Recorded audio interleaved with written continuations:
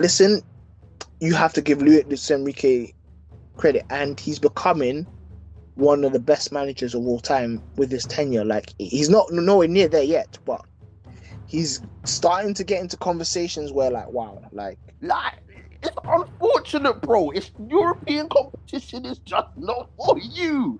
Like, it is what that it man are is. just on fish and chips. Sorry, fish and chips. They don't know anything about me personally. I say, what's the point in you lot going Champions League next season? Agreed.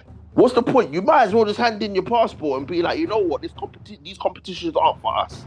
Or you know what, now that obviously the top tier teams no longer drop into the Europa League and the Europa League teams don't drop in the Conference League, maybe you should start from the Conference League. Start from the bottom in the Conference League and try and make your way up. Because look, at this moment in time, people are saying that the Conference League and the Europa League are only for Premier League teams. So maybe you might have more luck there. Yeah, just join them. Just join it and see what happens. Because don't volunteer. Because the elite competition isn't for you. When Sevilla was winning it, and obviously you know this because you being a Sevilla fan, when Sevilla was winning this and Emery was doing repeats and trebles, nobody was complaining. When Barcelona and Real Madrid were dominating the Champions League, nobody was complaining. When Serie A were dominating football in European football in the 90s, nobody was complaining. But whenever English teams, and it's not even at the highest level, because obviously we understand PSG had done it twice and whatnot. I think Liverpool and Chelsea are the recent English teams to win the Champions League. But whenever English teams start to get a grip on European trophies, it always comes with a stain. There's always an issue with it. Spartans! What is your profession? Yes, people, another edition of Knightz and Roundtable Discussions where we discuss all sports all the time. Got my guy ST in the building. How are you doing, sir? As you can see, happy. Our wish came true. The Oracle here, TJ, listen, he got it completely right. He got the game spot on. If you need lottery numbers, if you need life advice, if you need help, just if you need to know your future, just ask this man. He clearly knows what he's talking about. But you know what? I'm happy. I'm so happy. Well, we're gonna get into it, but I've got a lot more to say. But let's go. No, listen. This is a very joyous occasion. First of all, thank you very much for that. Listen, not lottery though, because if I could predict the lottery numbers, we wouldn't be here right now, bro. So, but listen, he's people. Listen, people, Footie Chat is back. It's the Champions League review. So we're going to be talking about what took place in the Champions League final between PSG and Arsenal, dissecting the events that took place and looking forward to what could happen for next season, as well as a little bit of a debate that's going on in the lower tiers of the European competitions as well. But as usual, before we start, make sure to like, share, comment, and subscribe to the channel. Get the likes up, get the subscriptions up, as I say all the time. Share. We are here. And don't forget to join our social media pages as well. Links are in the description. First things first, we may or may not have an Arsenal representative on this channel. As you know, when the going gets tough, they tend to disappear. And they don't tend to be here. But credit where credit is due for Mr. KA. He has been a lot more consistent. So I'll give him that. So he may or may not be here. We will see. Second of all, listen, I want to say thank you very much again. I said it in the last poddy, but thank you very much to the people that have been subscribing. You've taken us now into 3 figures. We have passed the 100 mark. Amazing. In terms of subscribers, and we have to say we appreciate you all. Listen, we've been going for a few years now, and the grind isn't easy, especially in this this YouTube space of sport, because it's so saturated. But I appreciate the fact that people are seeing something different with us and are enjoying the content that we're putting out there. As I said, we're not just a football channel. We've got everything. We've got UFC, we've got boxing, we've got athletics, we've got tennis, we've got WWE and NBA. So listen, appreciate you all for subscribing. Appreciate you all for enjoying content, just keep subscribing and keep engaging with us as well. We appreciate you on the socials as well. But yes, anyway, back to the programming. Yes, so Champions League final 2026, PSG versus Arsenal. The game, just for a little recap, Arsenal started off strong. It was a clearance by Marquinhos that ended up hitting Trossard. Kai Havertz, was it not Marquinhos that cleared it? Was it not him? It was Marquinhos that Yeah. cleared the ball. It hit Yeah. Trossard on the hand. I was going to ask you about that. As TJ is actually a ref, so his input is very vital. So Marquinhos cleared the ball onto Trossard's hand inadvertently. Nothing he can do about that. However, it led to a goal. So I'm thinking to myself, wouldn't that get chalked off? I don't know. I'm just asking the question. So no, because basically it wasn't. So the only way that would have been chalked off is when Marquinhos cleared the ball onto Trossard. If the referee would have blew for handball there and then, that's the only way that goal gets chalked off. Reason being is because it wasn't a deliberate handball, and because even though it led to a goal, there was so much there was so much time that took place in terms of Kai Havertz traveling with the ball, and Trossard wasn't the one that scored the goal either.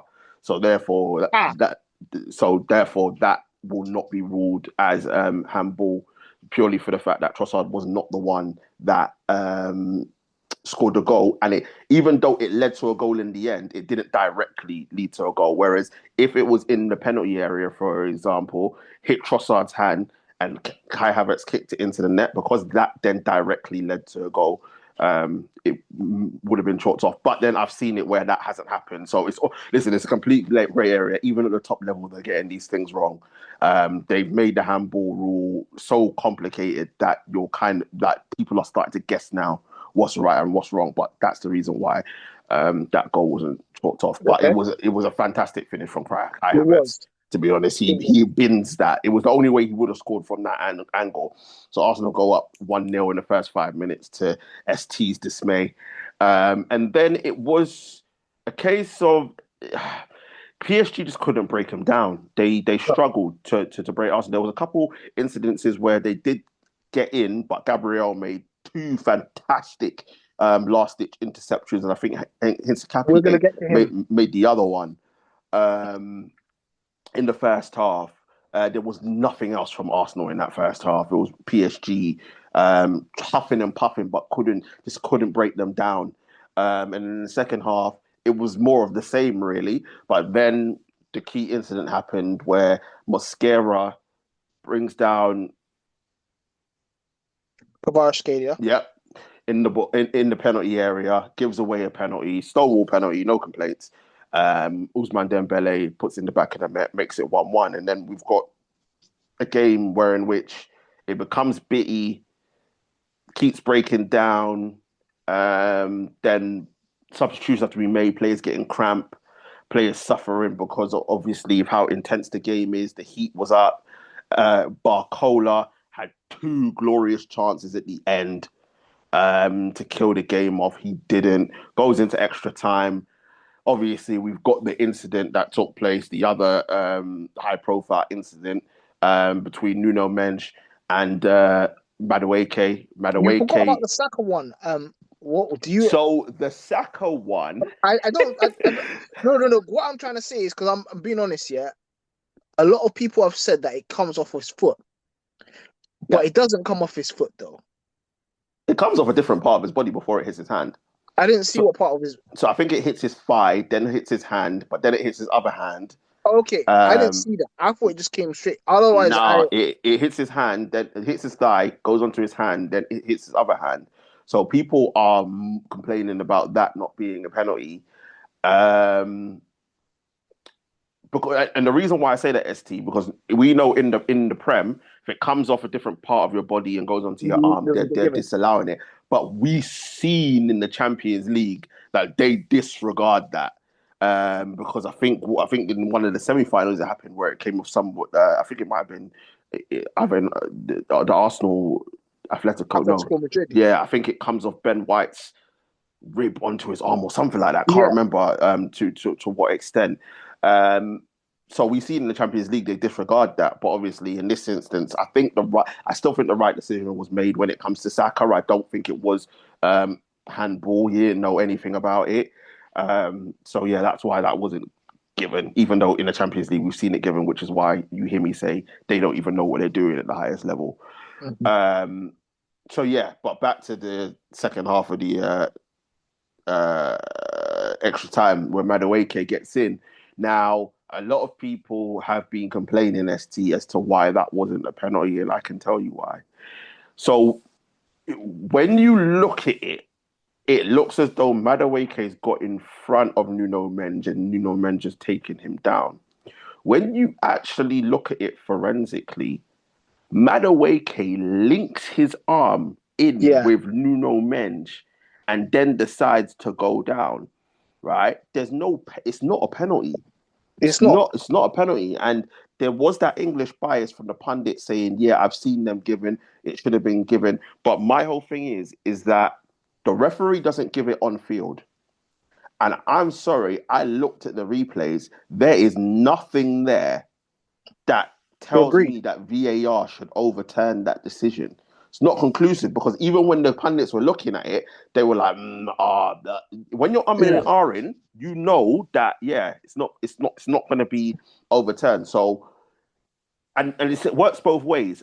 If the referee gives it, VAR does not overturn it either.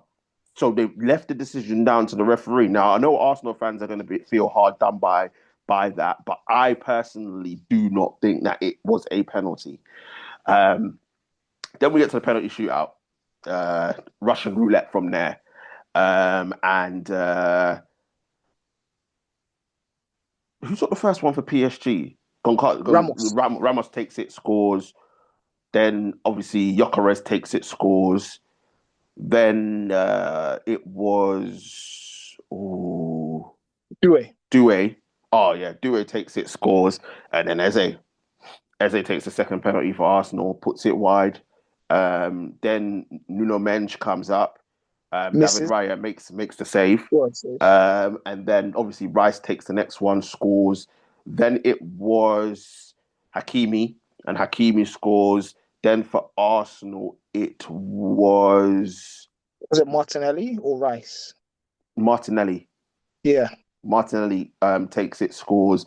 Then we had I don't kind of was it is it Bacardi, Geraldo. but Beraldo, Yeah. which was actually a very good penalty. When I saw him, I was like, "Who's that Yeah. guy, bro?" He's And he Brazilian centre back. scores, He's a decent. yeah. Yeah. And then obviously Gabriel takes the last one and puts it over the bar, and PSG become the winners of the Champions League, doing the repeat. So that's the recap there, people. Mhm. ST, from your perspective, right? We look at that game. We both said that for PSG to win, it means that football won. First of all, do you think that PSG were deserving of the win? And second of all, do you still stick by that statement that football won because PSG ended up getting the result and retaining the Champions League? PSG 100% deserved to win. They were the only team trying to win that match. After Arsenal scored that goal, PSG, what's it called? Arsenal barely didn't really get into their half. I've got the stats here. So this is the first time I've actually done revision, people. Possession, PSG 75%, Arsenal 25%. In a test, if you were to go home and tell your mom, I got 25% in a test, what would she say? Or your father, what would he say? You're not saying nothing, bro. We're getting a beating. Yep, straight beating. Shots, 21 to Arsenal 7. Shots on target, PSG 4. Arsenal won, Arsenal 1, which was the goal. which was the goal. So XG, your only shot on target was in the first 5 minutes of the game. That is exactly, wild. out of 7 shots. Nasty. Corners as well. PSG had 11 corners. Arsenal had 3. And I think PSG did very well to obviously, but the thing is, you say I was going to say PSG did well to limit them with the corners, but Arsenal were never in their half to get corners. Exactly. So yeah, XG, PSG 2.34 goals. Arsenal 0.79 goals. Not even one. They couldn't even get a whole goal. Arteta set them out to defend. It was straight haram ball after. Don't get me wrong, Arsenal defended extremely well. I mm-hmm. thought Gabriel, I hate him so much, and I'm gonna come to him. I've got smoke for him, but he was brilliant. Mosquera, even him. I know I criticize him a lot, and I know Saka was helping him, but he was very good. Saliba was very good. They nullified PSG. However, I will always go for the team that's trying to win. Mm-hmm. I had Arsenal fans in my mentions saying to me about what you previously said, that if Arsenal scored first, they would stink out the place. And that's exactly what they did. And then this guy says that your channel should be called Bias Views, that what you talking about, you are wrong. You ain't going to stink out the place. I don't know what match you were watching with that particular person, but it was exactly what you said. I don't know. The stats prove it. The eye test prove it. Your forwards had no chance because they didn't have service. I think, I And think, I think, Arteta's, yeah, sorry, go on. I think, yeah, because I saw something where Saka had 4 passes in the game, 4 passes. and Odegaard only had 7. Like, Yes. do you know how crazy that is? In 100 okay, And Odegaard played Odegaard, for 60 yeah, minutes. yeah, and I Saka think played Saka for played for 70, 75. 75 minutes. Yeah. That's a long time, and you've only got 7 touches of the ball. Passes completed, and 4 for Saka. Arteta set out, and this is what he does in finals. If I'm being very honest, you can say what you want about the league consistency. Arsenal deserve it. Fully deserve to win the league. You were the most consistent team. That's what the agenda and the objective for the winning the league is. But in all the finals that you played, in the Carabao Cup final, you set up to lose, not to win. In this one, you set up to lose, not to win.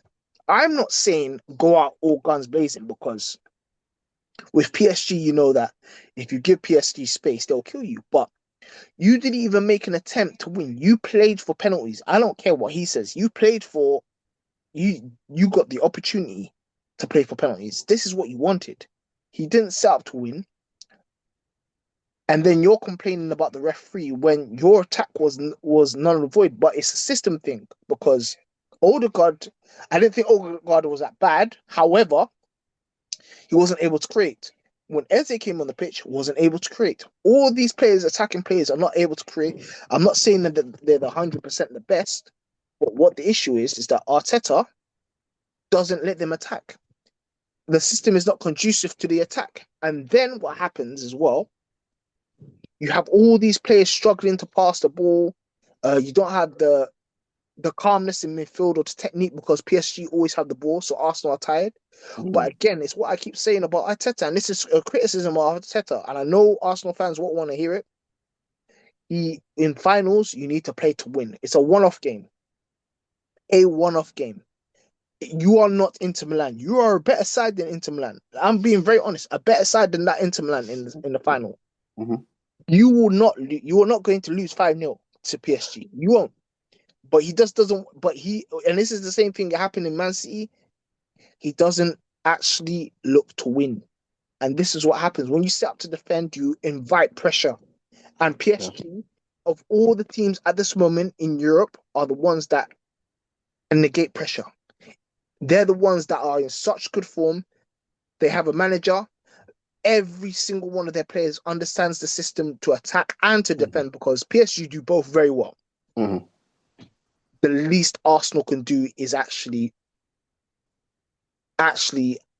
attack, or try to at least, or build up attacks, because as much as I get onto Arsenal, these players can play football. Yeah, they can. They're good on the football. They actually are when they are allowed to, but Arteta restricts them with his tactics, and it worked for the Premier League. It's not going to work with anybody in PSG. So to answer your question, PSG saved football because they tried to win it the right way. They went for it. Arsenal, if Arsenal had won this Champions League, I can't even lie, it would have made me sick because they weren't attempting to win it at all, and that's why it it makes me happy, and especially Gabriel, who had a very fantastic performance, but he epitomizes what Arsenal are now. Mm. Scumbags. That guy is the biggest scumbag in the world. Always moaning, always diving, always getting into people's head. And you see him, it was righteous. You see the Lord is watching you. The Lord said, you guys are getting too much. He said, watch, I've got something for you. And it couldn't have been better. There you go, bro.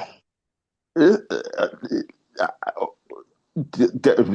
so there are some valid points in what you said. As you said, Gabriel couldn't happen to a nicer defender Yes. in terms of what took place. I do agree with you that PSG winning it was the right team that won. One team, as I said, one team went there to win. The other team went there not to lose.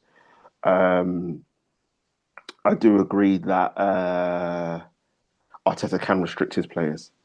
Um, in certain games because he's so focused on structure and the system that he doesn't allow his players to be able to express themselves to the full extent. However, what I will say is this in terms of Arsenal, we understand what Arsenal are. They are solid defensively, very hard to break down, disciplined to a T.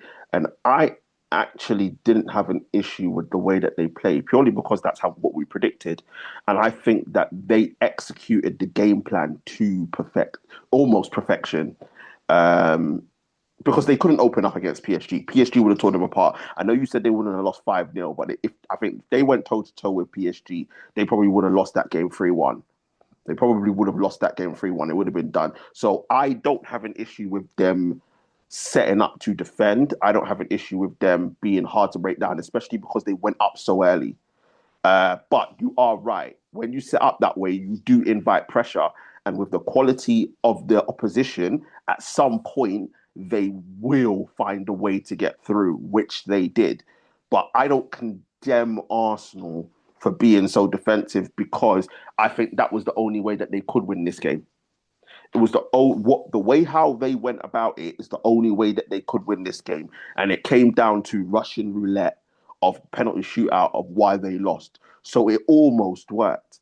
So I can't get onto them because I wouldn't have expected Man United to go toe to toe with PSG because we would have got battered. There's just certain. Remember when we played against Barcelona the second time. Um, when we lost 3-1. Was it 3-1? Yeah, we lost Yeah. 3-1 in the final. We never once expected to go toe to toe with Barcelona because they were just that much better than us, and they still destroyed us. So I don't condemn Arsenal for doing what they did. I think it was the smartest way for them to try and get the result to get themselves over the line. And I think if they would have bowed to the pressure of people saying, well, you didn't open up and you didn't try and do this and that. Why didn't you go toe to toe? I think it's wrong. They did it right because we saw what they did to Mhm. Bayern Munich. Bayern Munich opened up. PSG ended up beating them. We saw with Liverpool the same thing. We saw with Chelsea the same. Chelsea when they were at home the same thing. So Arsenal's the only one that have made them in terms of that in the knockout stages. I know they lost to Sporting Lisbon and Bilbao. I think they drew, and I think they drew or lost to Bilbao as well in the group stages. But we all know PSG. It just looks like the first half, the first part of the Champions League, they don't really care. It's when it gets to crunch time that they turn up. So yeah, there is a part of me that admires Arteta and Arsenal for the way they went about it and taking it to the penalties. But also, what you said is true. When you set up this way, You're not giving your attacking players any fluidity in what they need to do. So when they do get the ball, then the game is gonna break down. It is gonna break down because they've been tracking back and doing so much running Yeah, it back affects him there going forward. that when they need to go forward, they haven't got the legs to it, which is why For, the likes of yeah, Odegaard and Saka and Kai Havertz all had to come off. But PSG had the same because Dembele came off, Carrick came off, to the point where then when you looked at the penalty shootout, you were looking on both teams like to say who's going to be taking the penalties because a lot of the penalty takers were off. So I don't have an issue with what Arsenal did. However, what I will say is this. If you're going to do it this way, the only way that you're going to get any credit is if you win. When you do it this way and lose, you're going to have the world on you because it's like, well, you basically tried to con people that love the game of football by being the most negative. We get onto Mourinho when he does things like this. We've gotten onto Simeone when he's done things like this. Now, don't get me wrong, Mourinho's also got a praise of doing Mourinho masterclasses. But in more recent years, we're like, it's all negative. What are you doing? Da, da, da, da, da. So if you're going to do it this way, you have to win it. But thankfully, they did it. They didn't. And they're not getting the praise for such negativity in terms of the football. But ST, penalty shootout. We know it's Russian roulette. Now, the one that surprised me with Eze, I thought Eze would have scored that penalty. Me personally, I thought he would have scored it, but he didn't, and it can happen. Look, penalties, pressure affects people differently. Gabriel tried to do the John Terry thing, tried to do the glory thing. Yeah, remember, John Terry tried to do it against Duff, the most satisfying thing in the history of football. John Terry went for the glory, ended up missing and gave us the Champions League. There was nothing more sweeter than it being his fault that Chelsea did not win the Champions League that year, and we did, right? He tried to do the John Terry moment, and obviously it wasn't to win it, it was to stay in it for Gabriel. And he kicked that ball to Timbuktu, bruv. Apparently, he kicked that ball from Budapest, bruv, and it ended up man, in Turkmenistan, bruv. man, them People are thought, saying that he went to the corner. Man, bruv, bro, it man, them ended up in saying Gabby Wilson. Turkmenistan, bruv. People were thinking, what's going on, bruv? Well, a missile strike. That's what people were thinking when Gabriel kicked that ball. And he had a solid game. He was solid. There was no doubt about it. He was brilliant in that game. But unfortunately, it was one of those situations where it's who volunteers to take it, and I respect him for volunteering. Here's my thing, ST, and this is who I'm going to call out in this penalty shootout. Yeah, I know who you're gonna call out. Two of them. There's a certain guy who used to play for a scumbag team. Yep. Tell him. Marmaduke, aka Madueke. Now, you are an attacking player on the field of play. You are supposed to be used to scoring goals, right? He's not used to scoring goals, but you know. Well, yeah, because he's bruv. All you have to do is show that guy down the line; he'll run the ball off the pitch. But you are supposed to be a guy that's supposed to be attacking. Penalty shootout comes up. Why have you not volunteered? Because ST, if you remember a couple of seasons ago, I know where this is going. This guy decided that he was going to argue with Cole Palmer for what, ST? To take a penalty, right? This was against Everton. I know Nicholas Jackson was involved as well, right? But Conor Gallagher Conor Gallagher was the captain at the time, had to get involved and basically tell him, give the ball to Cole Palmer. This guy wanted to fight over the ball for the penalty. And Cole Palmer was like, but I'm the penalty taker, right? This guy wanted to fight, got vexed about it. What was the score, ST? The score was 4-0 to Chelsea at that time.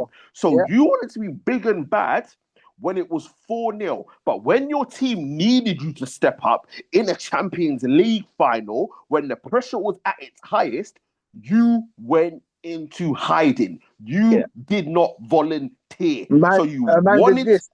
You wanted to Landed this. fight Cole Palmer when it was 4-0 at Stamford Bridge and the game was done. But when the game was on the line and your team needed you, They don't you go nowhere. decided to go into hiding. Yeah, that's the guy right there. Goes into hiding. Did not want to take a penalty because I know for a fact, ST, we've seen it. Unless you are a Hakimi, right, who is a brilliant penalty taker, right? If you're an attacker and you've got a defender, the manager is going to take the attacker over the defender 9 times out of Okay. 10, unless, ST, as I said, you are a Hakimi, right? That has a brilliant penalty record, right? So how you let Gabriel do this is beyond me. And that just tells me one thing. You ain't got the bottle. You want to do it when your team's 4-0 up. But when your team needs you, yeah, and you need to step up, you hide. Yeah? That's not how this works in professional football. That is ridiculous. But you already know how these brothers are. You already know how Madueke is. He's always that guy, yeah. He's all mouth. You see all his texts are all you even see his Instagrams are all so many hate. I'm like, brother, why are you talking, bro? Bro, This it's mad. Like I can't believe because I said obviously the missus is an Arsenal fan, and I said to her five. I was like, it's either going to be Zubimendi or Madueke. So when I saw that's the Gabriel other walking person. out, That's the other person I was about to criticize. yeah, Zubimendi should have taken a penalty as well. He has a good penalty record as well. I've seen him take penalties before. You play in Spain. You've dealt with pressure. Why didn't you take that penalty? it, Listen. I can't stand Gabriel. It couldn't happen to a nicer person. However, I have to respect the man. He, in that sense, he had this opportunity to do it. Madueke and Zubimendi, who is their big money signing, who has taken high pressure penalties before. Why didn't you want to take that penalty? Why didn't you want exactly. to take the penalty? Exactly. Don't get me wrong, I don't ST. know. Penalties aren't for everybody. And I completely understand that. We've seen games where strikers haven't taken Yes, penalties in a penalty shootout. And the thing is, ST, obviously, Zubimendi, I'm not too sure about his penalty record. So I don't know because I didn't it's pay good. much attention to in Spain for Sociedad. But the reason why I brought up Madueke is because of that incident. So, and that's why I call it out because I call bullshit because you want to take the penalty when your team is 4-0 up.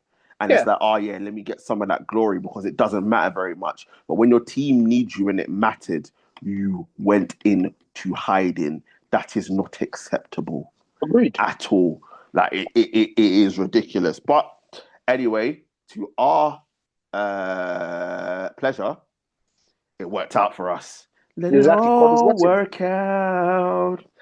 Let it Let it all all work work out. out. When PSG fists up the Arsenal, Ale, ale. ale, ale. But ST, all banter aside, look, Arsenal are what I can't remember the stat. I don't know if other teams have done this, but I know Arsenal are either the only team or one of a few teams who have gone through a Champions I League know what it's. undefeated and I think lost. they are the only team. I think they're the only team that have gone through the champion. Obviously, you lot can correct us in the comments if this is if it's not true. But I believe they're the only team that's gone through the Champions League unbeaten and lost, not won the trophy. And I'm talking about the fact that they actually, technically speaking, when you look at the record books, that game will go down as a draw. So Draw. they Yeah, did so they not won. lose, but they didn't win the trophy, which is crazy. Beautiful. The only team that has done that twice is Man United. Is Man United. 07, 08 and in 98, 99, we never lost a single game in the Champions League and won it. And look, that's what it is. Listen, Champions League ain't for everybody. It's not No. for everybody, unfortunately. Some men Only are us. just Brexit. It's cool. Some men are Brexit. Some men have their EU passes. Some men they don't know what. This is it, They bro. Like don't it's know. all right. It doesn't. Listen, at the end of the day, it's not for everybody. Champions League is obviously the most difficult trophy to win, and it is the pinnacle of domestic football. But it's not for everybody. Certain times you just have to accept it. You're a little man team, Even in unfortunately. The European cups, it's all right. You know, West Ham, Look, like it West is what Ham, it is. Aston Villa, Tottenham. Unfortunately, some teams You can know, win them and some teams can't. yeah, It's man. okay. It is okay. Like there has to be a level of acceptance that it's just not Mhm. for you, bruv. Listen, Mhm. certain times we go out there and you want to buy a pair of crepes or you want to get some jeans or you want to buy a dress and you put it on and it just doesn't look good. Bro, it's not for everybody. Only certain individuals can rock these things and it look Mhm. good. And unfortunately for Arsenal, this is how it is, bro. Like the European trophies don't look good on you. That's why you No, can't win them. You can't get over the line because you're just not good enough. And it's okay, bro. You just accept it in your heart of hearts. you're saying it looks good on them. They haven't even got close to trying it. So let's Bro, be honest. listen, it is what it is. Like, there's nothing wrong with window shopping. There's nothing wrong with looking in the window, having a look. You could always have a look. Listen, you could always have a look. You could go to Old Trafford. You can go to the Bernabeu. You can go to Villa Park. You can listen. You can go down the road to Spurs, bruv, and look at their European trophy. Mhm. Like you can do the window shopping thing. There's no shame in that because unfortunately, it's not for everybody. These men have been in 4 European finals and lost them all. They have yet to register a European trophy. And anyhow, these people in the comments try and tell me about the Cup Winners' Cup or the I think it was There's Cup. the Fairs Cup. Like, get out of here with that nonsense, bro. Like, get out of here, that nonsense. We're talking about proper European competition here. You lost to Galatasaray in 99 2000 in the UEFA Cup on Barcelona. penalties. You lost to Barcelona 2-1 in 05-06. You got battered 4-1 by Chelsea, I think it was the 18-19 season. And now you lost to Exactly. PSG on penalties. Because what Arsenal fans try to do, ST, is they try to talk to Spurs fans last season and say, oh, we weren't in it to win it. You were in the UEFA Cup in 99 2000, you didn't win it. You were in the Europa League final in 18-19 against Chelsea, and you And didn't lost win it. 4-1. And the 2 Champions Leagues. So don't do that. Mm-hmm. Don't do that because you were Mm-hmm. in them competitions and you couldn't get over the line. Yeah, because it's not for you. You lot Mm-hmm. bottle it on the highest stage, and it's okay. It's not for everybody, bro. It It's isn't. unfortunate for It's not you, man, unfortunate. that it just doesn't work out for you in these competitions because you're not built for it. Yeah, that football heritage is a real thing, and you got to think, St. Imagine this. Yeah, Mm-hmm. there has been 11 Champions League finals with English clubs where the English teams have scored first. 9 of those clubs have won. The Mm-hmm. two that haven't are, Arsenal. And Arsenal.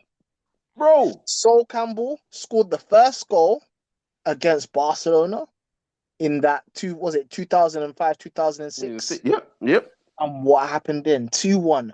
Kai Havertz scored a very nice goal. What happened then? It's not for everybody. It's okay, you know. God sees what you're doing. God sees it. Unfortunately for you, Yeah. you can't join United. You can't join Liverpool. You You can't can't join join Chelsea. Chelsea. You You can't can't join Aston join Villa. Spurs. You can't join Aston Villa. You You can't join can't Nottingham join Forest. Nottingham Forest. Um, You can't join Crystal Palace. bro, you can't join Crystal Palace. You can't join West Ham. Like, it's unfortunate, bro. It's European competition is just not for you. Like, it is what Them it man are is. just on fish and Uh, chips. It's all right, me, fish and chips. me, They don't know anything me about the personally, competition. I say, what's the point in you lot going Champions League next season? Agreed. What's the point? You might as well just hand in your passport and be like, you know what, these competitions aren't for us. Or you know what? Now that obviously the top tier teams no longer drop into the Europa League and the Europa League teams don't drop in the Conference League, maybe you should start from the Conference League. Start from the Agreed. bottom in the Conference League and try and make your way up. Because look, at this moment in time, people are saying that the Conference League and the Europa League are only for Premier League teams. So maybe you might have more luck there. Yeah, just join them. Just join it and see what happens Voluntary. because the Don't volunteer. because Yeah, just don't. the elite competition isn't for you, That's what I'm saying. unfortunately. Just Like volunteer. Just volunteer to go into the conference league. Just volunteer. It's all right. exactly, it's okay. But It's listen, okay. it's Oh, wait, the listen. we're terrible people, but There it's all was right. there was another team in this, and listen, the sensational job that Luis Brilliant team. Enrique has done at PSG is crazy. To repeat, as I said, it hadn't been done in the 21st century apart from obviously Real Madrid doing the Yeah. three-peat. This is a team that last season, when they lost Mbappe, lost Messi, I think the season before that, they obviously lost Neymar, sent Kolo Muani out on loan. People were saying, yeah, like, where is this PSG team going to be? And what Luis Enrique and these players, what Luis Enrique has done to get these players to buy into his philosophy and what the players have done on the pitch to get to the levels that they have done is sensational, considering that PSG were looked down upon as the nearly men. They were never going to get there. And the fact that they've done the repeat, Luis Enrique and them players deserve a lot of credit for what he's done. And Enrique, especially, the way how he's changed the culture, how he's got the players to buy into his philosophy, and the fact that they have gotten over the line. It's a testament to everybody at PSG right now. No worries. Listen, I just want to co-sign what you said. After the Mbappe scandal, after Neymar and Messi, the issues and the egos that they have in the squad, him and the owner are finding it very difficult to control those egos, and even all the managers previously performing Tuchel, Pochettino, Ancelotti, all Emery these was there as well. was there. It was difficult, but I did watch a documentary about what Luis Enrique has done. The policy he's told the owner is players around 25 or younger, hungry, who are looking to press, but obviously have individual quality. And what he's done is he's not looked for superstars. He's looked for people that are doing very well at previous clubs that have the qualities that he needs. And that's the most important thing in a team. Everybody has to be a working clog in the team. And that's the most important thing. For example, obviously I knew him and you knew him, but Kvaratskhelia has been a fantastic player for a long, still vexed that United I'm let him still go annoyed that PSG. nobody even got him for 60 million. He's been brilliant. And even Napoli to this day have said that if it was between Osimhen and Kvaratskhelia, their president said they should have never sold Kvaratskhelia. That's the one of the examples. Doué was at Rennes. He was doing very well, but he was young. He fits their profile. And that's the sort of player that they need to. Dembele. Bro was dead and buried after Barcelona. Yes, and even he had trouble at the start of his PSG tenure. But Enrique said, listen, I want you to run, and you're going to be a very important player for us, but you have to run and you have to do this. The same conversation he said to Mbappe. Yeah, that Mbappe didn't want to listen to. No, he didn't want to listen, and look what happened to Dembele now since he's listened. Exactly. A Ballon d'Or winner. Ballon d'Or winner and back-to-back Champions Leagues. Vitinha and John Nevers were both at Wolves, innit? Yeah. No, I'm not sure about João Neves, but I know Vitinha. Yeah, Vitinha was at Wolves, yeah. I couldn't, and the thing is, I knew how good he was. We were saying how good he was, but you know what is with Wolves, the style of football didn't suit him in the sense that it was when Danny Pereira was at QPR for a little bit. He knew that he was a great player, good for this team, but because of where he wasn't going to shine. But he has that star dust quality, basically kind of doing similar the job of what Verratti was doing. But he's got the technique, you know what I mean? Like, he's a fantastic player. João Neves, not as technical as Vitinha, but still very good on the football.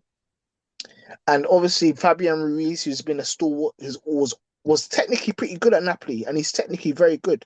But he's done well. Zaire Emery has done well, even though I don't think he's as technically good as the other two, but he's still got decent. Like, you've then got their bench as well. Their bench is pretty good. Like, for example, Beraldo is a good defender. Obviously, we get annoyed at him, frustrating, but Barcola is dangerous. Hanging Lee when he plays is dangerous. Like, these are all relatively young players, and then you have the experience of Marquinhos. And you got your fantastic four. You got Nuno Mendes, you got Hakimi, brilliant defenders, attacking defenders, but also when needed to are decent defending, good enough.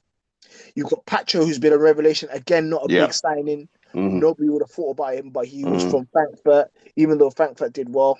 You know, these are players, and they haven't overspent any money. Whereas previously they were spending money with Mbappe, Messi, Neymar, all these guys with extremely huge egos. Rightly so. Listen, they've done a lot in the game, but Mm.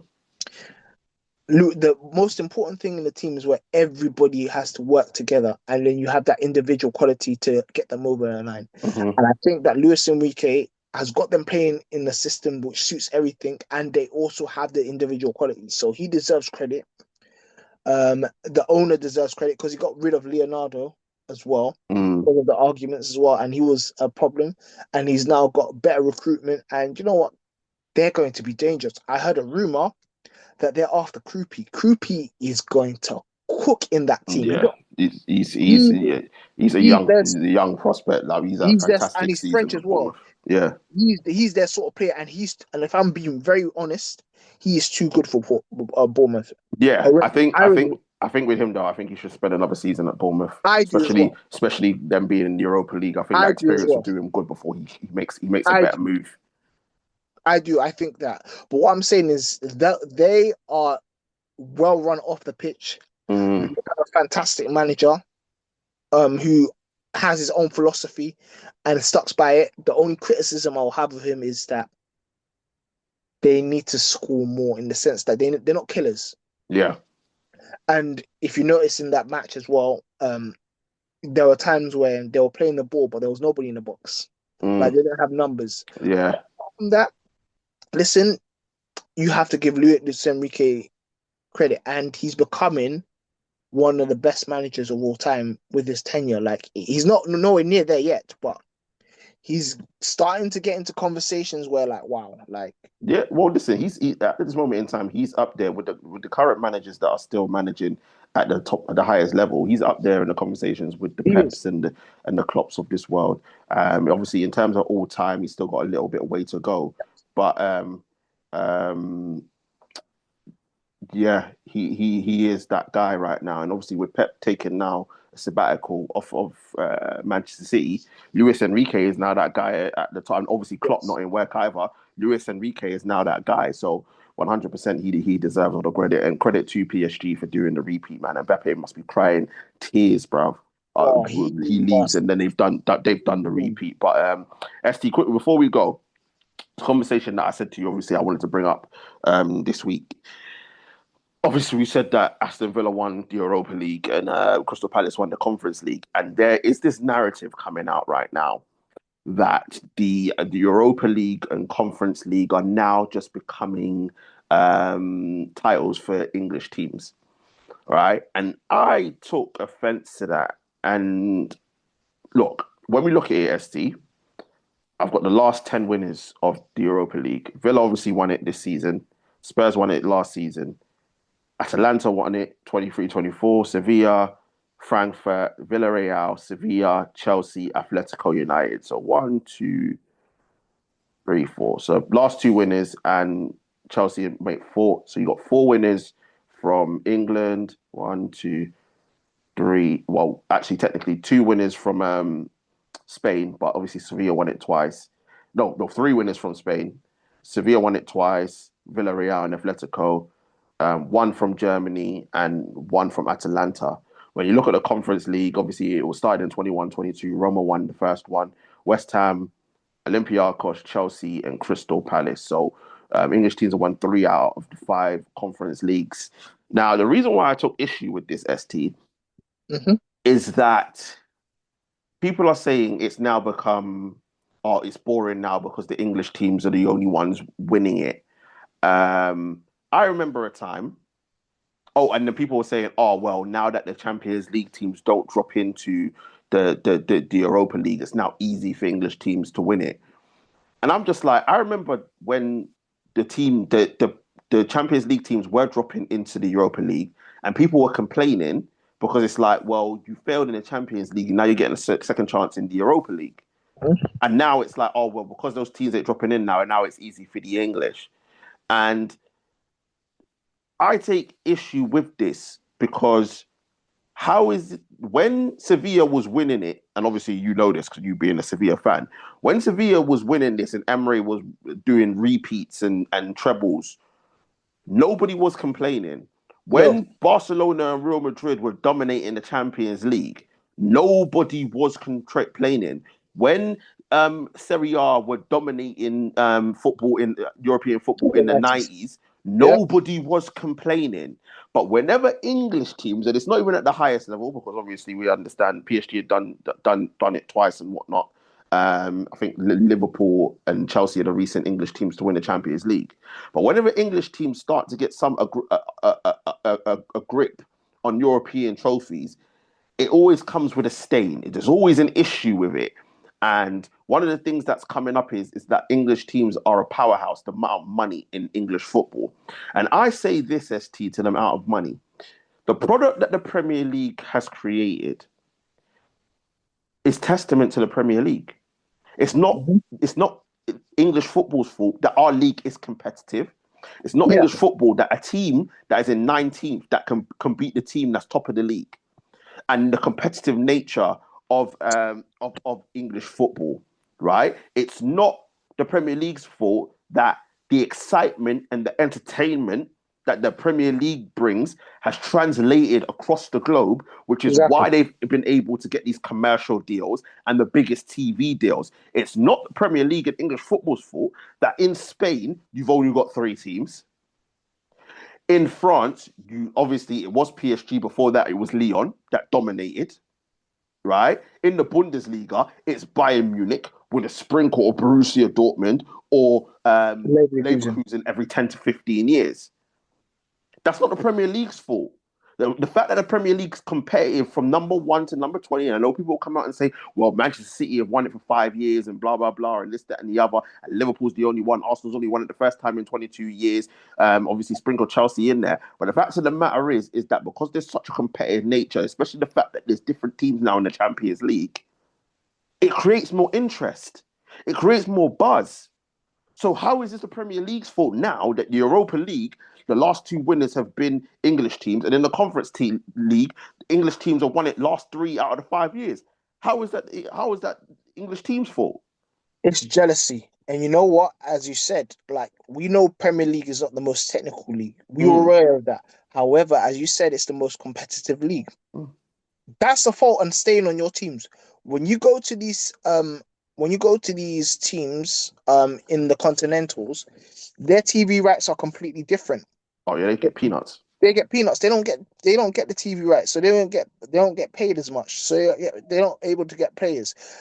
As more widespread as the Premier League is, the middle clubs get, for example, they generate a good amount of money. It's up to your clubs. Even the bottom clubs. I think there was something like Wolves getting relegated get more than I think the winners of Serie A. Yes, Yeah, and that's the way the money is divided. The money has been obviously we generate a lot of money, but the money is divided well. They're complaining about everything, but they're not. But business-wise, the Premier League has done very well. yeah. In the other leagues, you're not doing the business because you're the players. You're not attracting the right players to your league. And when you are, it's the main three. For example, I'm going to give Spain the example. You've got Barcelona, Real Madrid, and occasionally Atletico Madrid. Mm, You've got those three powerhouses. mm, The TV rights are spread between those three. More often than not, those three are gonna be on Prime TV. mm, All the other clubs don't get money like this. Sevilla, when they were winning, they were getting money from the Europa League wings. They weren't getting mm. money from the TV rights because nobody really wanted to watch Sevilla like that, even though Sevilla were Exactly, very good. exactly. Same as PSG. PSG and Marseille probably the Mm, best match at the moment. Obviously, you got probably a sprinkle of Monaco, but even then, they don't get the TV rights. mm. Marseille, even then, don't really get TV rights. PSG, because PSG is such a juggernaut, and Lyon was such a juggernaut when they were there as well. Italy, the league in Italy, all the So players don't poor. come there. It's a poor league. They don't But come here. Italy are probably the most equipped to Yes, compete with the Premier League because you look at Inter, you look at AC, you look at Juve, you look at Roma, then you've got you look at Napoli, then you've got the Atalantas of this world. Obviously, now you got Como's now Como. come up Yeah, as well. So they've got 6 or 7 teams that can compete, and yes, if they could attract the players, they could compete with the Premier League because they've got to make their league competitive. But yeah, unfortunately, after the 90s, it didn't go so well, no, and they've ended up in this position where Yeah, it's really poor. It's really, really, really poor. But they're probably the league most equipped to have enough teams Yes. to make themselves competitive enough to compete with the Premier League. But unfortunately, there's a long way off it. Even Germany as well, same thing. Even though, Mm.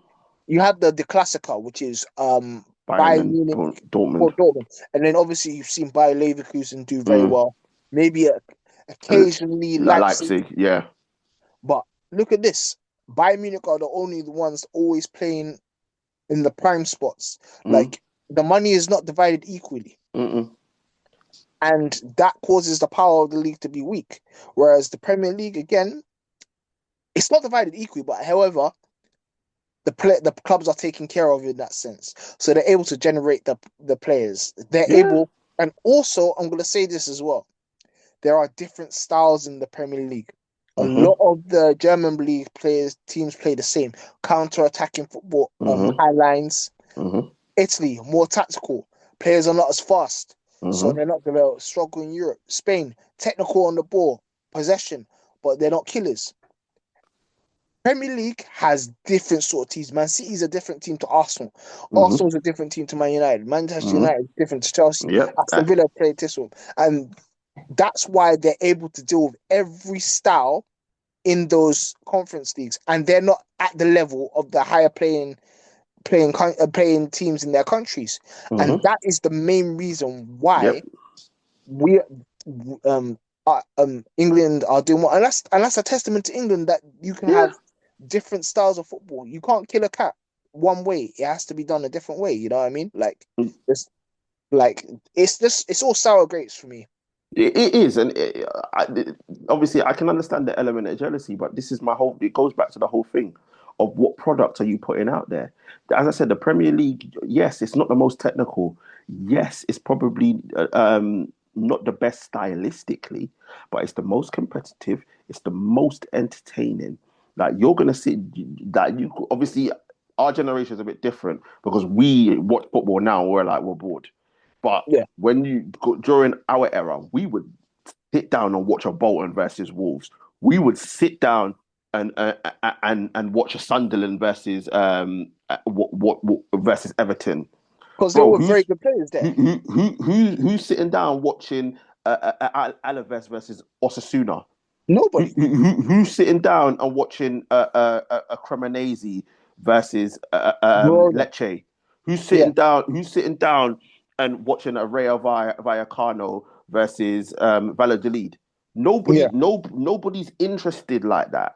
So unfortunately, for these other European leagues, sort your product out. Stop catering to the top 2 or 3 teams in your league because when you look at the money generated, ST, Real Madrid, Barcelona, Bayern Munich, and PSG are the top 4. No, yes, it's not an English team. They are the top 4. yes, So if you filter that down and try and create for all the other teams and try and get them exposure, try and get them competing in these leagues, maybe, just maybe, you'll be able to catch up with the Premier League. But the fact that people are saying, oh yeah, the Europa League is now just for the Conference League are now just for English team, get out of here. Fix your leagues, fix your teams, and then maybe you can compete. But stop moaning because you wasn't moaning when it was Spain. You wasn't moaning when it was yeah. Italy. Yeah, you wasn't moaning when Bayern and Dortmund were winning, right? But when it comes to the Premier League, now it's a problem. Get out of here, man. Yeah, and this is what I'm going to also touch on this last. And I know obviously some of these countries already have this. The coefficients. You lot are not even looking at the coefficients. Like, I know England have very good coefficients because of how many players playing, how many teams are playing in the European competitions. Mm, Spain have a lot of people. They got 5 as well.